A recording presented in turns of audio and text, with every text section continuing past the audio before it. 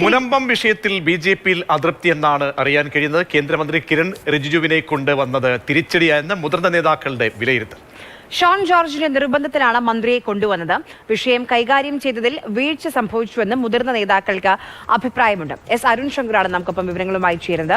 അരുൺ, ഇന്നലെ ആദ്യം നടത്തിയ വാർത്താ സമ്മേളനത്തിൽ കൃത്യമായി തന്നെ കിരൺ റിജിജു പറയുന്നുണ്ട്, അതായത് അപ്പീൽ പോകാനുള്ള അവസരം വഖഫ് ഭേദഗതി ബില്ലിലൂടെ വരികയാണ്. ട്രൈബ്യൂണലിൽ തിരിച്ചടി ഉണ്ടായാലും മേൽക്കോടതികളിലേക്ക്, സുപ്രീം കോടതിയിലേക്ക് വരെ പോകാം. അതല്ലാതെ നിയമ പോരാട്ടം നിങ്ങൾ തുടരേണ്ടി തന്നെ വരും. അല്ലാതെ ഒരു മിനിറ്റിൽ അല്ലെങ്കിൽ 10 സെക്കൻഡിൽ ഒരു പരിഹാരം വഖഫ് ഭേദഗതി നിയമത്തിന് ഉണ്ടാക്കാൻ കഴിയില്ല എന്ന മന്ത്രിയുടെ വാക്കുകൾ മുനമ്പത്തെ പ്രതിഷേധിക്കുന്ന ആളുകൾക്ക് ബോധ്യപ്പെടുത്തുന്നുണ്ട്. അപ്പോൾ അതുകൊണ്ടാണ് ഒരു തിരിച്ചടി എന്നൊരു വിലയിരുത്തലിലേക്ക് ബി.ജെ.പി എത്തുന്നത്.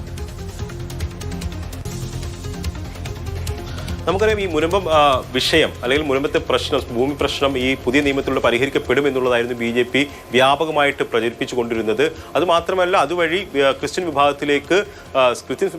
വിഭാഗത്തിനിടയിലെ സ്വാധീനം വർദ്ധിപ്പിക്കാൻ കഴിയുമെന്ന് ബി.ജെ.പി കണക്കുകൂട്ടിയിരുന്നു. എന്നാൽ ആ കണക്കുകൂട്ടലിനാണ് മന്ത്രിയുടെ വരവോടുകൂടി തിരിച്ചടി നേരിട്ടിരിക്കുന്നത്. അതായത് ഈ പ്രശ്നം ഉടനെ പരിഹരിക്കില്ല എന്നുള്ളത് മന്ത്രി കൃത്യമായിട്ട് തുറന്നു പറഞ്ഞു. മറ്റ് സംസ്ഥാനത്തെ ബി.ജെ.പി നേതാക്കൾ പറയുന്നതിലും വ്യത്യസ്തമായിട്ട് ആ നിയമം എന്താണോ എഫക്റ്റ് ആവാൻ പോകുന്നത്, എങ്ങനെയാണ് ഇവരുടെ പ്രശ്നത്തിൽ ഇടപെടുന്നത്, ആ കാര്യങ്ങളൊക്കെ വ്യക്തമായി തന്നെ അദ്ദേഹം പറഞ്ഞു. അതായത് നിയമപരമായിട്ടുള്ള പോരാട്ടം തന്നെയാണ് മുൻപത്തെ പ്രശ്നം പരിഹരിക്കുന്നതിന് ഒരു മാർഗം. അതോടൊപ്പം തന്നെ അതിനുള്ള ചില അപ്പീലുകൾ കൊടുക്കാനുള്ള വഴികൾ ഈ പുതിയ നിയമത്തിലൂടെ തുറന്നു കിട്ടുക മാത്രമാണ് ചെയ്തിരിക്കുന്നത് അദ്ദേഹം പറയുകയുണ്ടായി. എന്തായാലും ഈ മന്ത്രിയുടെ വരവ് തിരിച്ചടിയായി എന്നുള്ളതാണ് ബി.ജെ.പിക്കുള്ളിൽ ഉള്ള ഒരു വിമർശനം.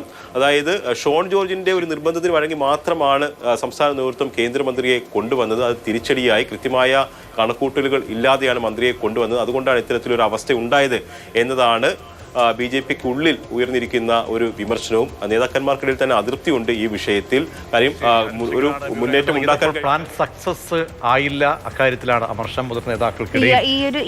ഈ വഖഫ് ഭേദഗതി നിയമം വന്നതിന് ശേഷം തന്നെ ഏകദേശം 50-നടുത്ത ആളുകൾ അവിടെ ബി.ജെ.പിയിൽ ചേരുകയും ചെയ്തിരുന്നു. അപ്പം എന്തായാലും ആ രീതിയിലൊക്കെ നോക്കുമ്പോൾ വലിയ പ്രതീക്ഷയുണ്ടായിരുന്നു. പക്ഷേ ആ പ്രതീക്ഷയൊക്കെ അസ്ഥാനത്താവുകയാണെന്നുള്ള കേന്ദ്രമന്ത്രി. അപ്പീൽ പോകാനാണെങ്കിൽ അത് മന്ത്രി വന്ന് നേരിട്ട് പറയേണ്ട കാര്യമില്ലല്ലോ എന്നുള്ളതാണ് അവരുടെ ഒരു വികാരം. അവസാനം പക്ഷേ മുനമ്പത്തേക്ക് എത്തിയപ്പോൾ മന്ത്രി ഒന്ന് നിലപാടൊന്ന് കുറച്ചുകൂടി ശരിയാക്കിയിരുന്നു. പറഞ്ഞത് ഈ നിയമമൊക്കെ രൂപീകരിക്കുന്ന സമയത്ത് സംസ്ഥാന സർക്കാരിന് നിർദ്ദേശം നൽകും എന്നുള്ള കാര്യം ഗുണകരമായ രീതിയിൽ വരും. എന്തായാലും ഇതിലൊരു പ്ലാനിംഗ് പാളി എന്ന ഒരു വിമർശനത്തിലേക്കാണ് ഇപ്പോൾ മുതിർന്ന നേതാക്കളുടെ ഭാഗത്തുനിന്നും കിരൺ റിജിജുവിന്റെ വരവുമായി ബന്ധപ്പെട്ടുള്ള വിലയിരുത്തൽ വരുന്നത്.